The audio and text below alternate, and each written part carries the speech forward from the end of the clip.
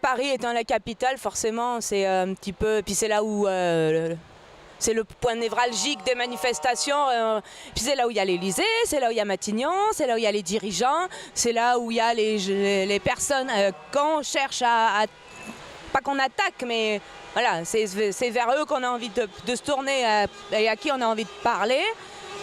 Ce qui se passe à Paris, tant que c'est dans la bonne humeur et tout ça, c'est très bien. On a vu que des Gilets jaunes avaient fait un périmètre autour de la flamme du soldat inconnu. Ceux qui ont dégradé l'Arc de Triomphe sont des sauvages. On touche pas à ces symboles-là, que ce soit Napoléon qui les construit, c'est pas grave.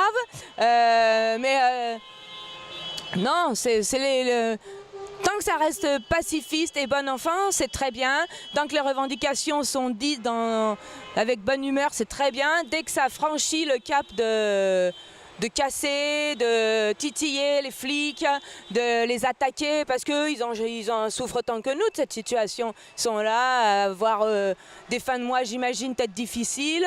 On leur demande de neutraliser, on leur demande de répondre assez vite et du coup c'est pas un bon équilibre. Une fois de plus, il n'y a pas d'équilibre entre les gilets jaunes qui arrivent pacifiquement et les ordres donnés aux forces de l'ordre pour dissiper tout ça, sachant qu'au milieu se mêlent des casseurs qui n'ont absolument rien à voir avec ce mouvement, comme ils n'ont jamais rien à voir ni avec le 1er mai, ni avec la loi travail, ni avec...